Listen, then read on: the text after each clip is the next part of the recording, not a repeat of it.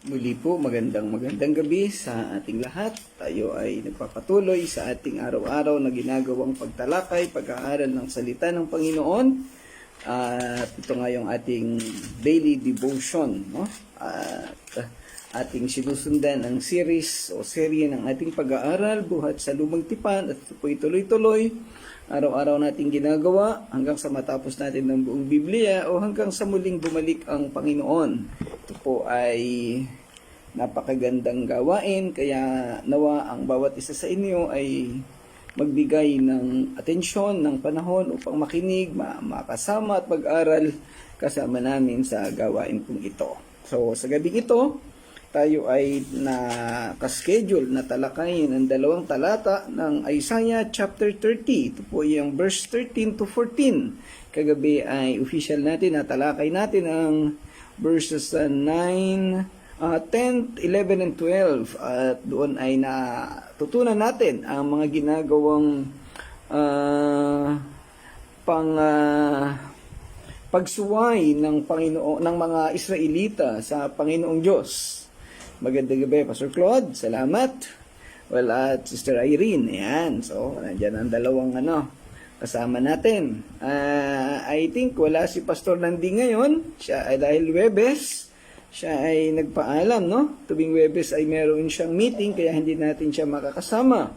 At si Brother Edgar naman, na lagi din natin kasama, ay night shift pa rin ang kaniyang trabaho. Kaya hindi siya makakasama regularly. So, isang buwan ito. So, malamang ay mid of May o June pa siya makasama uli.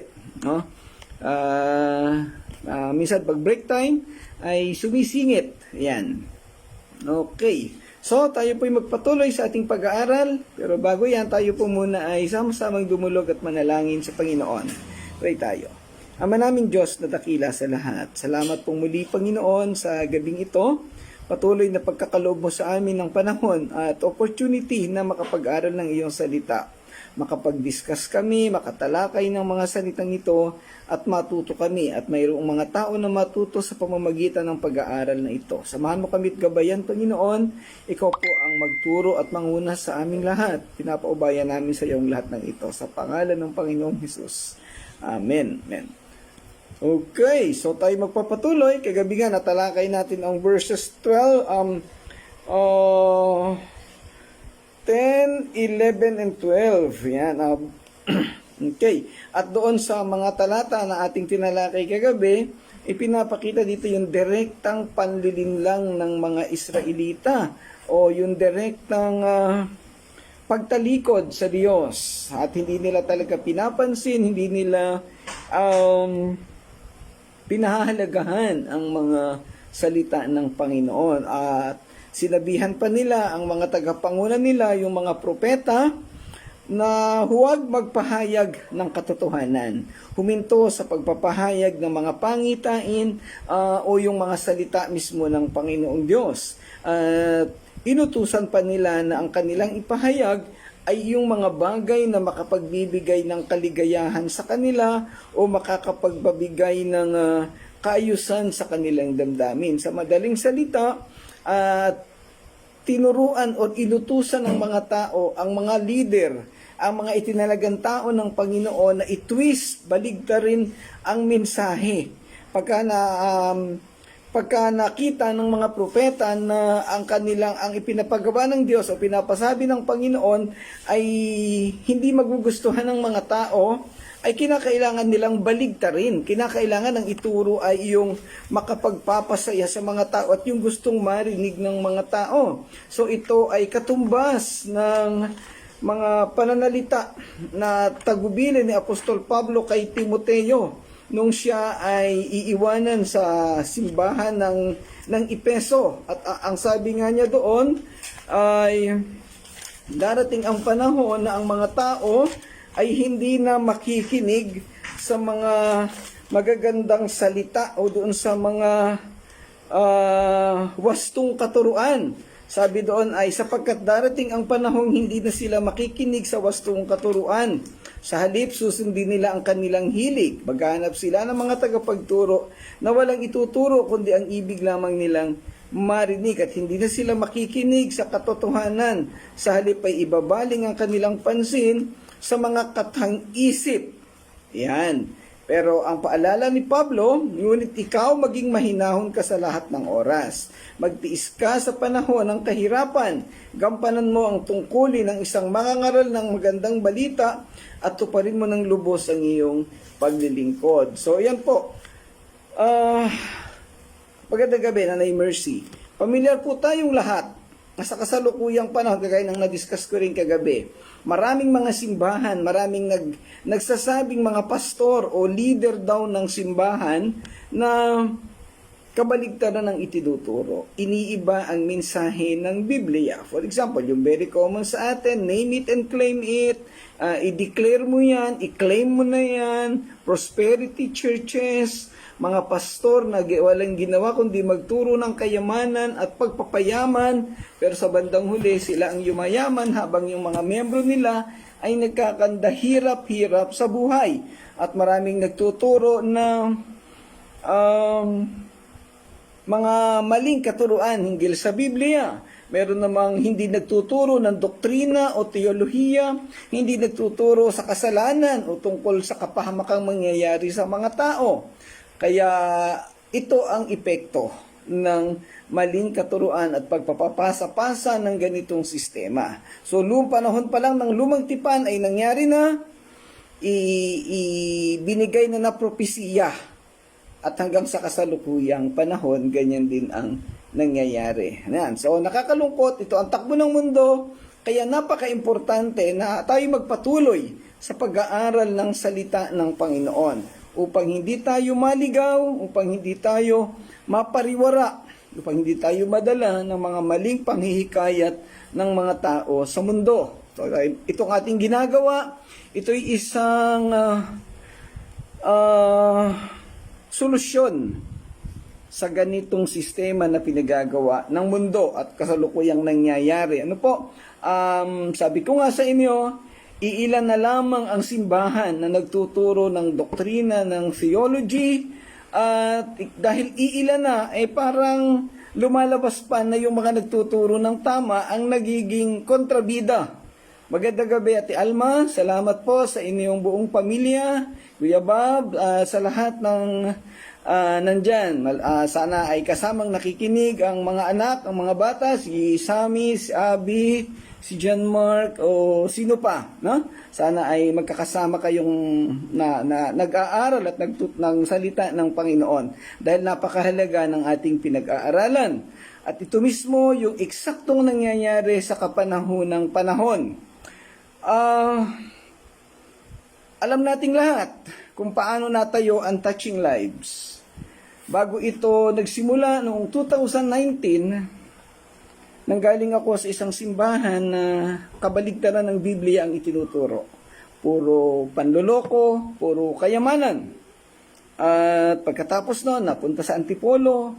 Pagbalik dito, may isa pang church na nasamahan o naging tagapanguna rin sa Yemilip naman. Doon naman hindi ako pinapayagang mag-conduct ng Bible study. So may mga ganong sistema. Kaya sabi ko ay lalabas ako uli at biyaya ng Panginoon napapunta sa church planting. At pagdating sa church planting, ito na nga po yung Touching Lives. So dito sa ating ginagawa, hindi natin hahayaan na mabaligtad ang katuruan ng Biblia. At yan ay ating ipapatupad, kaya ang paalala naman at lagi kong sinasabi noon pa man ay wag na pong tangkain ng kahit na sino na baligtarin ang katuruan ng Biblia. Dahil ang mandato sa ating lahat ay mag-aral ng salita ng Panginoon, pahalagahan ito, mahalin. At yan ang ating ipakalat sa buong mundo upang mabigyan natin ng karangalan ng Panginoong Diyos. And maraming tao na makikinabang. So, wag na po tayong makisama sa kanila. Napakarami na nilang gumagawa ng kamalian, napakarami na nilang nagtuturo ng mali. So, at least meron man lang iilan sa atin sa buong mundo na magturo ng tama. Ayan. Okay, alam niyo po dahil doon sa sa klase namin sa masteral, marami din ako doon kaklase na miyembro ng mga denomination, pag narinig nila yung salitang reform, ay talagang tinatalikuran na lang at ayaw nilang tanggapin.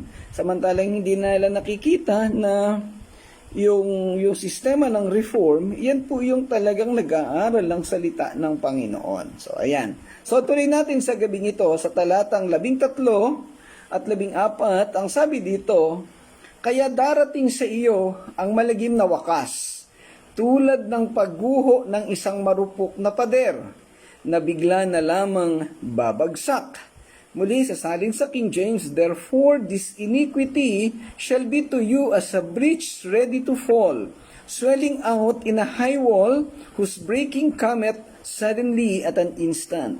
Itong binabanggit sa talatang 13 na malagim na wakas o pagbagsak, ito'y magiging resulta o ito'y resulta ng ginawang pangloloko ng mga Israelita sa kapanahunan noon o yung mga naunang instruction doon sa naunang mga talata. Magandang gabi, Sister Jane. Yan. So, Sister Jane ay kasama natin sa simbahan o sa paglilingkod sa Panginoon for so many years na rin. Kung di ako nagkakamali ay mahigit ng 20 taon na magkakakilala, magkakasama. Nagsimula lahat sa South Meadows Christian Fellowship or New Life in Christ Christian Church. Nawa ay doon sa pinaglilingkurang simbahan ni Sister Jane at ni Brother Edwin ngayon ay hindi pa naman natutwist ang katuruan. Ayan. Okay. So, ang binabanggit sa talatang ito ay ang pagtukoy sa mga gagawing paghatol ng Diyos sa mga Israelita sa Juda, bunga ng kanilang patuloy na pagsuway sa kaniyang mga kautusan. Magandang gabi, Pastor Nanding. Akala namin hindi ka makakasama dahil meron kang kausap. But salamat po uli. Salamat sa iyong pag-join. Isang matinding babala ang iniiwan sa talatang ito.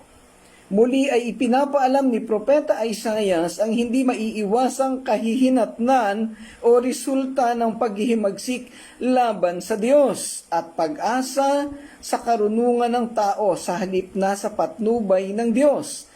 Alam nating lahat na alam mo yung role ng cause and effect. Pag may ginawa kang isang bagay, meron at meron yang magiging resulta sa iyo. So dito ang mga Israelita ay nagtaksil sa Diyos, gumawa ng mali, hindi sila naging tapat, kaya mayroong magiging resulta ito sa kanila. At ganun din sa buhay nating mga tao sa kasalukuyang panahon. Ano man ang gagawin natin ay meron at meron itong magiging epekto. Kaya maging maingat tayong lahat, maging matalino sa lahat ng ating magiging mga desisyon o magiging mga aksyon sa ating buhay. Ang mga tao ng Juda sa kabila ng pagtanggap ng malinaw na payo ay pinili na humingi ng tulong sa Ehipto sa panahon ng kanilang kagipitan. Ang desisyong ito ay sumasagisag sa pagtanggi sa otoridad at soberanya ng Diyos at hindi sa pagkaunawa sa tunay na seguridad. Na-twist ang kanilang kaisipan. Hindi nila inisip na walang ibang makapagbibigay ng kapangyarihan, ng proteksyon sa kanila kung hindi ang Diyos lamang. Inisip nila na walang kakayahan ang Diyos at ang kanilang proteksyon ay dapat nilang hanapin sa ibang lugar.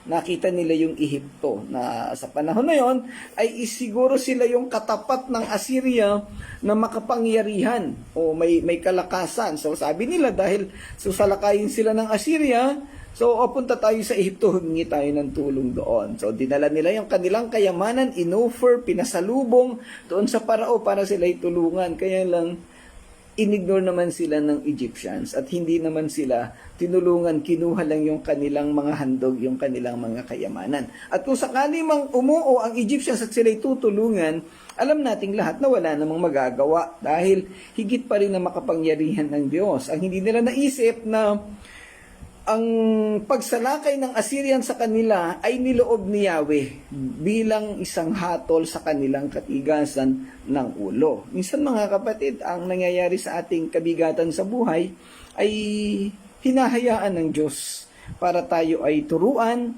para tayo ay bigyan ng mga pangaral dahil meron tayong mga nagagawang pagkakamali. Hindi po totoo. Salamat po, Pastor Nanding. Hindi po totoo yung sinasabi ng mga prosperity o ng mga ibang Pentecostal churches na pag may nangyaring masama sa iyo ay meron kang kasalanan at pinaparusahan ka ng Diyos. So medyo hindi po ako naniniwala sa ganun kasi ang kaparusahan sa kasalanan ay hindi pa mangyayari dito sa mundo sa kasalukuyang panahon natin. Kasi po kung magpaparusa ang Panginoong Diyos dahilan sa pagkakasala ng tao, abay wala nang natirang tao sa mundo. Kasi lahat ay makasalanan. Romans chapter 3, di ba? Lahat ay makasalanan, ay di nangamatay na tayong lahat dito. Kahit nga yung mananampalataya, nagkakasala pa rin. Lalo na yung hindi mananampalataya. So hindi po yun pagpaparusa. Hindi pa yan paghatol na kagaya ng ginawa niya sa Israel. Yan ay mga sistema, pamamaraan ng Diyos para tayo turuan. Para ipakita sa atin na somehow sa buhay natin, tayo ay may pagkakamali, may pagkukulang, may kakasala na kailangang ayusin. Na meron tayong mga bagay na kailangang itama sa buhay natin. So yan po dapat nating tatandaan. So pag ikay nakaranas ng isang mabigat na sitwasyon sa buhay mo, tayong lahat, dapat ang una nating titingnan, ano ba yung gustong ituro ng Panginoon sa akin sa mga bagay na to. Bakit ko nararanasan ito? Meron bang gustong ituro ang Lord? Ayan, so gano'n natin tingnan. Huwag mong iisipin na, naku, pinaparusahan ako ng Panginoon. Minsan yung kapitbahay mo, yung kaibigan mo, sasabihin sa iyo yung mga extreme na magpayo, pinapalo ka ng Panginoon dahilan sa kasalanan mo. Mali po yun. Huwag po tayong matatakot sa mga ganong sitwasyon. Kasi maling-mali po yun, no? Sabi ni Sister Irene, yung sa Book of Job, si Job ay walang kasalanan. Napakalinis, napaka-upright na tao. Pero bakit siya hindi siya pinarusahan bakit? Nagagamit ko tuloy yung salitang yun. Bakit siya nakaranas ng ganung bagay? May gustong ituro ang Diyos. Kasi there is a part in his heart na medyo nagmamataas siya. Meron siyang ganung ugali, no? At kaya iniayos lalo ng Panginoon ang kanyang buhay, ang kanyang pagkatao. At ganun din si Pedro, ganun din si Apostol Juan, lahat. Kung itong mga taong malalapit sa Panginoon, itong mga propeta at mga Israelita ay nakaranas at pinahayaan ng Panginoon na makaranas at tinuturuan ng ganon, ay lalo na tayo. Dahil alam ng Diyos yung ating vulnerability na makagawa ng kamalian o pagkakasala. So tinuturuan tayo. Bakit? Dahil gusto ng Diyos sa pagdating ng panahon na tayo dadalhin na niya sa kalangitan ay Christ-like na tayo, spiritually matured, almost perfect na tayo, karapat-dapat na. Kasi ang buhay natin ngayon, nakakagawa tayo ng kamalian, nakakagawa tayo ng kasalanan, hindi pa tayo karapat-dapat umakyat sa langit, bagamat tayo ay pinatawad na nilinis na ng dugo ng Panginoong Hesus, pero meron tayong nagagawa pa. So patuloy tayong isinasaayos ng Diyos. Progressive sanctification ang tawag natin dyan. Ano po? Continual sanctification. So kaya tayo nakakaranas ng kabigatan para lalo tayong iayusin ng Diyos yung ating puso, yung ating isipan, mga pananaw at lahat ng bagay sa ating pagkatao. So yun po yung dahilan. At ganoon din actually yung sitwasyon dito ng mga Israelita. Alam nating lahat na hindi naman uubusin, hindi naman papatayin lahat ng Diyos ang Israelita. Meron siyang ititira. Tinuturuan niya lamang ang mga taong ito. Ayan. Ang simbolismo ng pagbagsak na ginamit sa propesiyang ito'y nagsisilbing paglalarawan kung paano ang kanilang pagpipilian ay hahantong sa kanilang pagbagsak. Ngayon, pwede natin isipin din yung konteksto kasi sa lumang tipan ay iba sa panahon natin ngayon. Because nabubuhay sila sa ilalim ng batas. Pag sinabing batas, strictly kailangan sundin mo yung literal na binabanggit sa batas. Pero ngayon tayo nabubuhay by grace, yung kagandahang loob ng Diyos, yung biyaya niya. So, ano man ang mangyari sa atin, tayo may magkasala, ay nandun pa rin ang biyaya ng Panginoong Hesus. Tayo ay lilinisin pa rin yan at patuloy na pagpapalain at gagabayan. Magandang gabi, Ate Josie. Salamat po uli at naandyan na kayo. Yan. Ang epekto ng pag-asa sa mga panlabas na kapangyarihan ay hindi lamang hahantong sa pisikal na pagkawasak, kundi pati na rin sa espiritual na pagkalugmok. Hindi kaya ang isang sitwasyon sa buhay natin ay lumalaki ang tiwala natin sa ating sarili at nagtitiwala tayo sa ibang bagay, sa ibang tao, sa halip na sa Panginoong Diyos. Hindi kaya pagka tayo nagka-problema ng mabigat-bigat o may mga dalahin, may mga pasalin, may mga masasakit na sitwasyon na nararanasan, baka sa halip na tayo lumalapit sa Diyos ay kung saan tayo lumalapit. Posibleng isa yon sa tinuturo ng Panginoon. Kaya lalo nating tingnan ano ba yung naisin, ano ba yung purpose ng Diyos sa mga bagay na ating nararanasan. Bilang Kristiyano, bilang mananampalataya, dapat nating maunawaan ang mga bagay na iyan. Binibigyang diin ng propeta sa talatang ito ang kahangalan ng paghahangad na ito, na nagbabala na ang gayong mga pagtatangka sa kaligtasan sa sarili ay hantong sa ganap na pagkawatak-watak. Hindi lang po ito nangyari sa Israelita, yung meron silang problema pero ang pinagkakatiwalaan nila yung sariling kakayahan. Kayang-kaya ko to. Malakas ako. Ayan, at sabi nga nila kahapon, wag na kayong mangaral sa amin. Kasi hindi naman yan totoo. So, ilayo nyo sa amin ang salita ng Panginoon. Yan ang sinasabi nila. Minsan ganun din ang pananaw natin. Minsan nakakalimutan nating sumimba, hindi tayo nagbibigay ng commitment sa Panginoon, hindi na tayo nag-aaral ng salita ng Panginoon. Minsan itong daily devotion, bagamat na andyan sa harap natin ang mga gadget natin, hinahayaan lang nating magsalita iyang cellphone, tapos tayo wala tayong ibang ginagawa. Marami tayong ginagawa sa halip na makinig at mag-focus, minsan ay kung ano-anong ginagawa. So sana itong pagkakataon na to, magandang gabi, Sister Ana. Sana itong pagkakataon na to sa lahat ng mga nandyan sa loob ng mga tahanan ay nagbibigay ng atensyon, focus, commitment. Kasi napaka-importante ng bagay na ito. Kung hindi ka nagbigay ng commitment sa Panginoon o sa pag-aaral na ito, yan ang isang bagay na pwede mong asahan na baka may ituro sa iyo ang Panginoon. Baka may gawin ang Panginoon para matuto ka sa bagay na iyan. Dahil bilang Kristiyano, kailangan magtuon tayo ng pansin sa Kanya.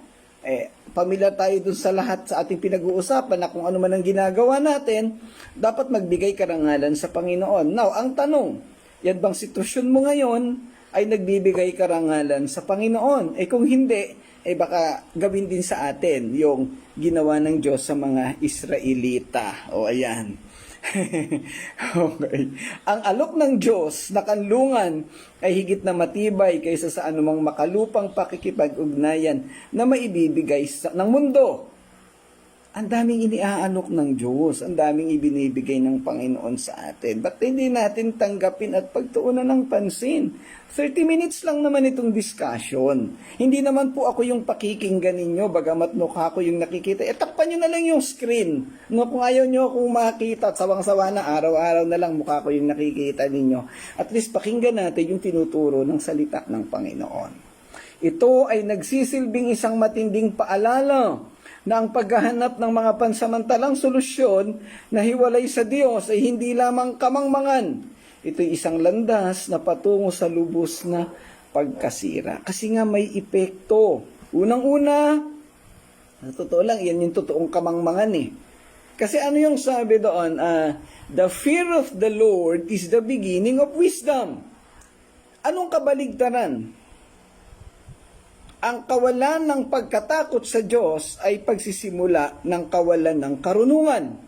Ibig sabihin, kung hindi ka natatakot sa Diyos, kung hindi ka nagbibigay ng focus at atensyon sa salita ng Panginoon, ikaw na yung sumagot, ano ang kalalagayan ng isip na mayroon ka.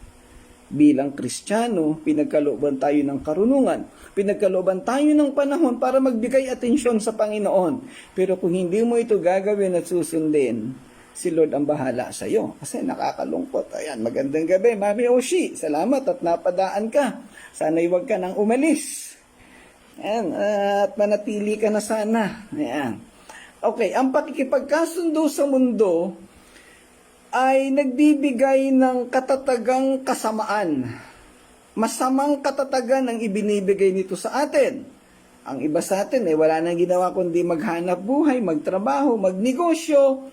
Pero sa mahabang panahon, wala nang nangyari, wala nang ginawa kung hindi ganon. Umunlad ba ang buhay? Naging maayos ba? Para tayong yung rat race, alam mo yung rat race, ano ba tawag doon? Yung karera ng daga. Wala nang ginawa kundi nagtakbuhan, takbo ng takbo. Wala naman nangyayari. Walang naaabot. Okay. Ito'y tumutukoy sa kasalanan at paghihimagsik ng mga tao sa Juda laban sa Diyos. At sa kasaysayan, ang panahong ito ay minarkahan ng pagtitiwala ng Juda sa mga makamundong pakikipag-ugnayan sa mga dayuhang bansa tulad ng Ehipto. Sa halip na magtiwala sa Diyos, sinasalamin nito ang mas malawak na tema ng Biblia kung saan ang pagtitiwala sa lakas at karunungan ng tao ay may malaking kaibahan sa pananampalataya sa Diyos. Hindi natin pwedeng sabihin na yung ginagawa nating pagtitiwala sa tao ay katumbas ng pananampalataya sa Diyos. Ibang-iba po yan kasi yung tao wala namang magagawa yan eh. Hindi nila kayang tulungan ang ating pangangailangan. Kaya mag-focus tayo sa Panginoon. Alam nating lahat na hindi makapaglilingkod ang isang alipin sa dalawang Diyos. At ang sabi pa doon ay mamahalin niya yung isa at kamumuhian ang isa. Ang tanong, sino ba yung kamumuhian mo? Ang nakakalungkot sa mundo natin ngayon, mas malimit ang kinamumuhian natin ng Diyos. Mas malimit na ang iniiwanan natin ang salita ng Panginoon at doon tayo nahuhumaling sa mga sistema at katuruan o mga pinag-aaksayahan ng panahon ng mundo. Sandaling panahon lang ang ibinibigay natin sa Panginoon pero hindi pa tayo makapagbigay ng commitment. Yan. Ang pagguho ng isang pader ay nagpapakita ng punto ng kahinaan. Noong sinaunang panahon, ang mga pader ng lungsod ay napakahalaga para sa proteksyon at ang isang pagguho o pagbagsak nito ay nagpapahiwatig ng kahinaan sa mga pag-atake ng kaaway. Yan. Sa espiritual na bahagi, ito'y sumasagisag sa moral at espiritual na mga kahinaan na bunga ng kasalanan na maaaring humantong sa pagkawasak kung hindi matugunan. So itong pader na binabanggit dito, ito ay proteksyon na nagbibigay sa isang bansa. Pag ito yung parang sovereignty nila na pag meron kang pader, meron kang proteksyon, hindi basta-basta makakapasok ang mga kaaway mo o yung mga ibang bansa. Kaya nga doon sa pagbalik ng mga Israelita sa Jerusalem, panahon ni Nehemiah, ang isang ginawa ay yung tatayo muli ng pader. Ayan. Okay, so nagloko daw ang internet ni Nati Alma kaya sila ay nawala. So sige po, wala yan ang problema ng internet. Okay. Ang sitwasyon sa ating kapanahunan ay ganyan ang nangyayari. So itong pagbagsak ng pader na ginagawa noon sa nangyari sa Jerusalem ay nagpapakita na nawalan sila ng kakayahan, nawalan ng proteksyon. Yung inaakala ng mga Israelita na ibibigay na proteksyon sa kanila ng mga Ehipto ay hindi naman naibigay. Sa halip ay lalong gumuho ang kanilang pader. Nagpapakita na nawalan sila ng proteksyon, lalo silang napahamak. At yan po yung totoong mangyayari sa kahit na sino na aasa sa iba. Kasi nga, wala naman talagang proteksyon na maibibigay ang mga taong ito. Ang tunay na proteksyon ay ibibigay lamang o manggagaling lamang sa Panginoong Diyos. At ito lang ang makakapatulong sa kanila, makapagbibigay ng walang hanggang proteksyon at makapagbibigay sa kanila ng kaligtasan. So alam nating lahat yan. So tayo ay matuto sa ganitong sitwasyon, maging sa ating kapanahunan ngayon, huwag tayong magtiwala sa iba. Magtiwala lang tayo sa Panginoong Diyos. Kaya nga lagi nating sinasabi, yung mga naririnig nating aral sa simbahan, sa mga Bible study, pwede nating pakinggan natin lahat yan. Pero i-check natin sa Biblia kung totoo ba yung sinasabi ng pastor. Kahit yung tinuturo ko sa inyo, tinidiscuss ko ngayong gabi, pakinggan mo yan, tapos mamaya i-review mo yung video, at lahat ng mababanggit ko dong mga verses o mga katuruan, i-verify mo sa Bible para masigurado mo na totoo. Kasi minsan, baka nagkamali rin ako, o may pagkakataon, ito mga kapatid, kilala nyo ako, minsan minamali ko talaga yung sinasabi. Lalo na pagka ako'y naandyan sa church, minsan may binabanggit akong mali, para makita kung talagang kayo ay mag-check o mag-aaral. So, yan po, minsan ginagawa nating mga pastor yan, no? Para matest yung commitment ng bawat isa na mag-aral. Ayan. So, importante sa bawat isa na matuto at maunawaan ang kaparaanan at sistema ng Diyos. Ayan. Okay. So, kailangan nating maunawaan na itong nangyaring sitwasyon sa Israel, sa Jerusalem, ay isang paraan ng Diyos ng pagtuturo sa kanila. At pagpapakita na ang naging resulta ng kanilang pag-iwan sa Diyos at pagpunta sa Ehipto ay hindi magdadala ng kasiguraduhan sa kanila, na ito sa halip ay magdadala ng kapahamakan. Kaya nga binabanggit dito yung pagbagsak ng pader.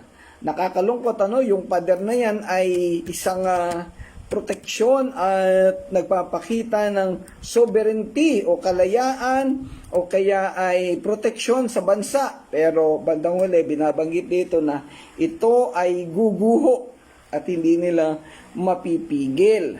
Sabi dyan, kaya darating ang sa iyo ang malagim na wakas tulad ng pagguho ng isang marupok na pader. Biglang-bigla, hindi inaasahan na mangyayari ito sa ating buhay. So, minsan, nangyayari sa ating kapanahunan na bigla na lamang may mangyayari. At pag nangyari na, hindi mo na kayang pigilan. Okay, punta tayo sa verse 14. Ang sabi pa dito, pagpapatuloy din ito, madudurog kang parang palayok na ibinagsak ng walang awa. Kaya wala kahit isang pirasong malalagyan ng apoy o pansalok man lamang ng tubig sa balon. And he shall break it as the breaking of the potter's vessel that is broken in pieces.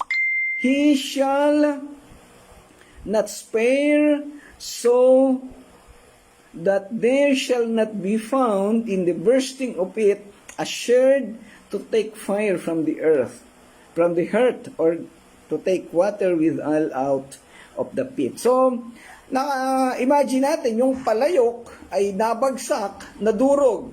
Wala ka nang magiging pakinabang kasi nagkadurog-durog na. Alam natin kung gaano yung fragility nung palayok, mababasag talaga siya, hindi na siya magagamit. So, ganun ang mangyayari sa bansang Israel at sa kanilang pagkatao. Sila'y tila palayok na madudurog. Kasi natin, ikinumpara sila, madudurog kang parang palayok. Pwedeng ito'y tumutukoy sa buong bansa ng Juda. Madudurog, mawawala.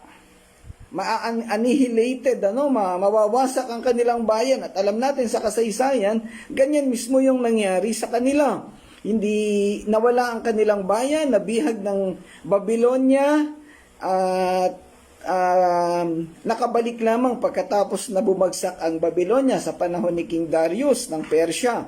Ganun ang nangyari. Pwede rin namang ito'y individual, dahil yung mga individual na tao na hindi sumusunod sa Diyos ay pwedeng masira at mawasak.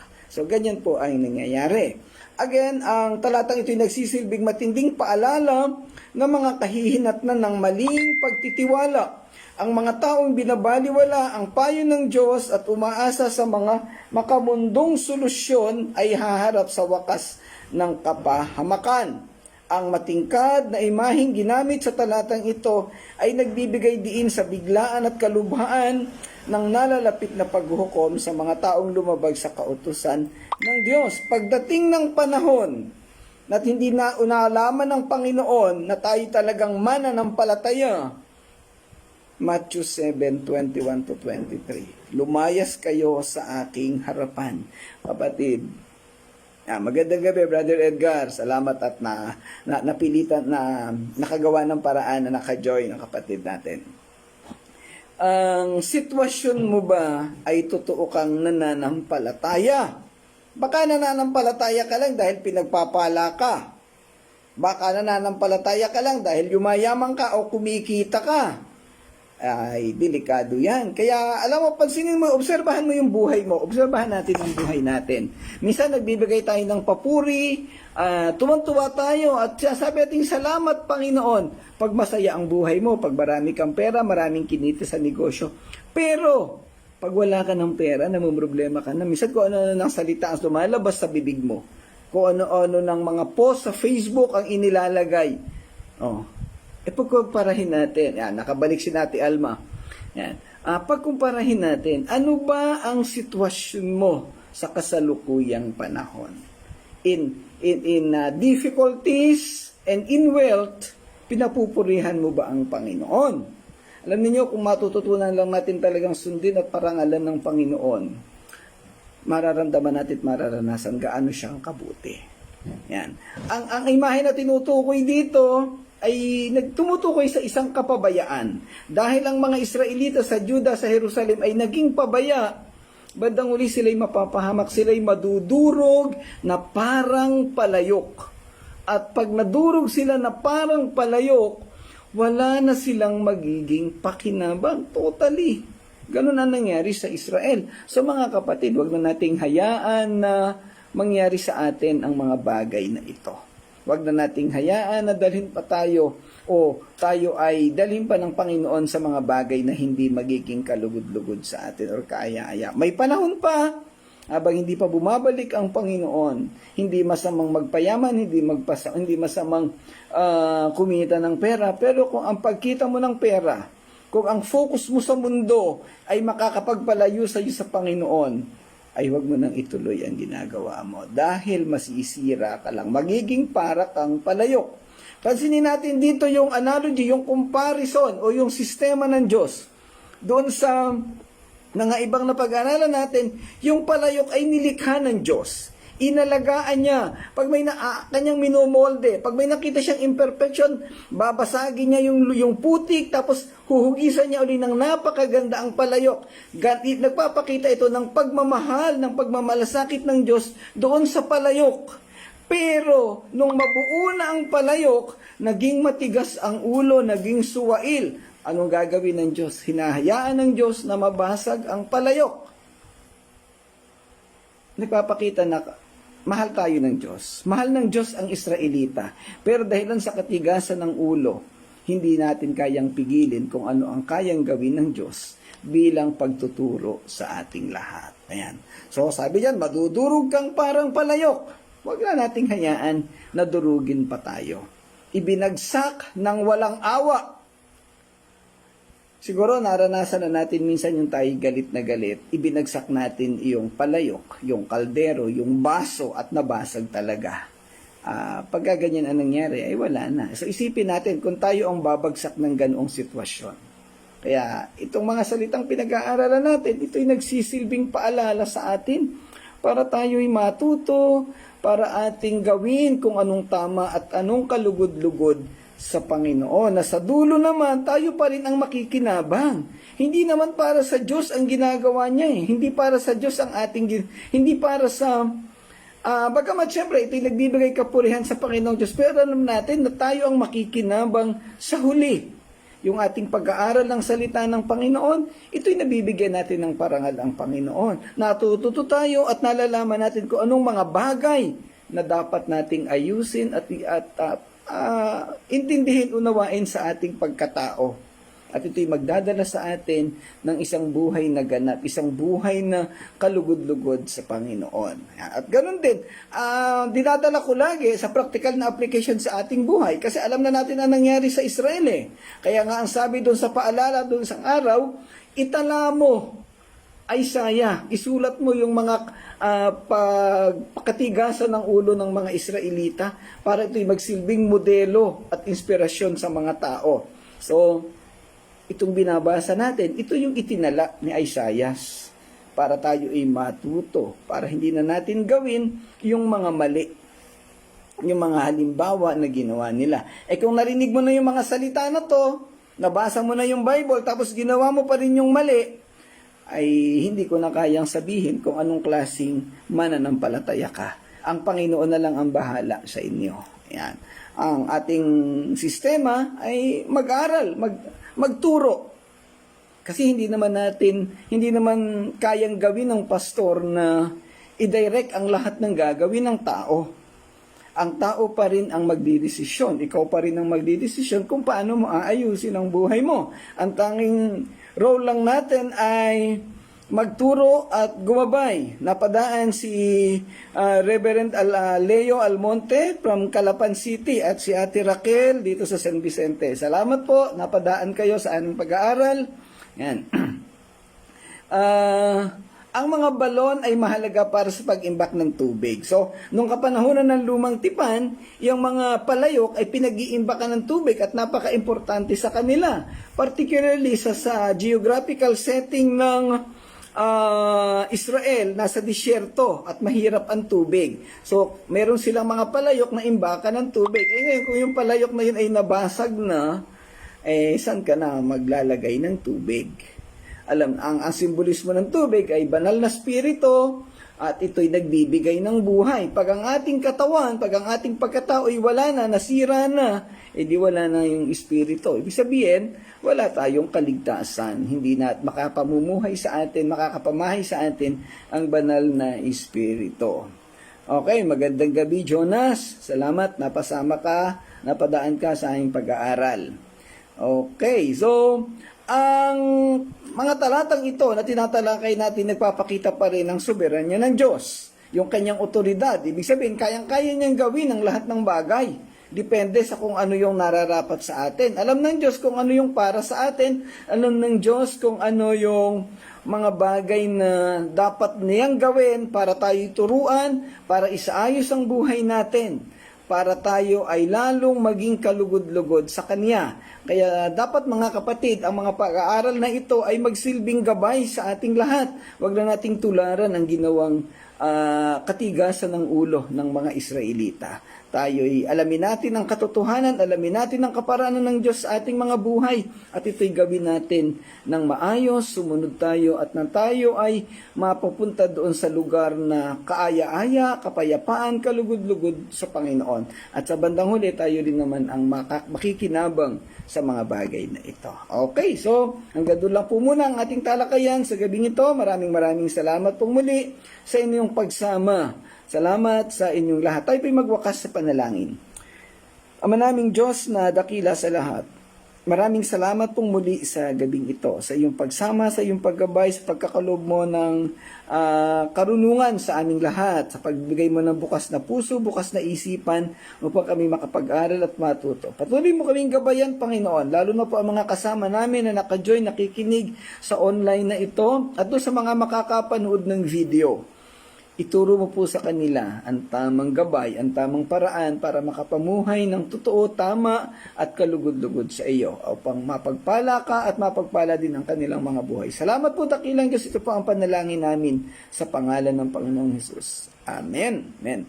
Okay, salamat pong muli sa inyong lahat. Magandang gabi sa inyong pagsama, sa inyong patuloy na pakikinig at aktibong pag-join sa ating gawain. Pagpalain po kayo ng Panginoon. God bless everyone. To God be the glory. Bye.